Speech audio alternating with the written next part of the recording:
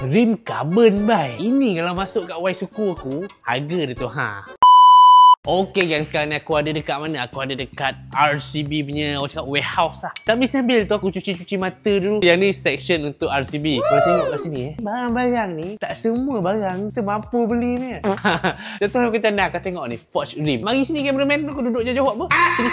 Aku tengok Forge Rim ni. Dia tengok harga pun dah takut dah. Dia orang cakap memang material forge lah, bukan semata-mata CNC apa gitu, bukan lah.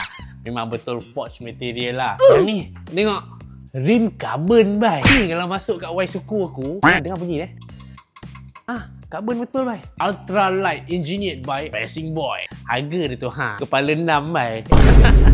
6989. Benda ni yang common yang korang biasa beli. Handle grip, brake lever, clutch lever. Ini biasalah. So yang lain macam yang ada menarik kat sini mata aku. Okay, yang ni aku belum pasang ni. Single foot race Racing Boy. Trend sekarang ni dia pakai jenis yang single model punya. Orang dulu pakai macam mana kau tahu? Zaman aku dulu kalau orang motor modified kan, dia mesti pakai macam ni punya. Double lah. Depan belakang. Penunggang pakai, orang belakang pun ada tak? Macam sekarang orang tak pakai lah. Cuba. Okay, aku tunjuk kau. Bayangan dia lah contoh. Mari sini kita tengok. Ni contoh je lah.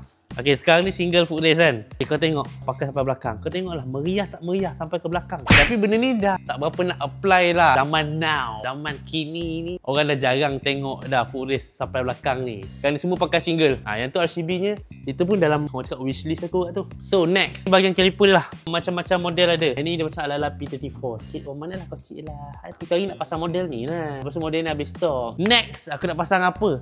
Kita mungkin akan masuk ni. Cameraman ni tak tahu pasal motor, dia susah sikit. Okay, ni cameraman. Okay, hydraulic damper. Okay, sini nampak mana satu hydraulic damper? Legit jajit cameraman. Ini model apa ni DB2 Pro. Dia ada DB2 Line, DB2 Pro lah apa. Kau tengok mono pun dekat 1000 ni.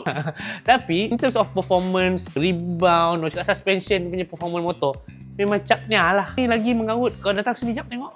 Drip pan ni carbon ni.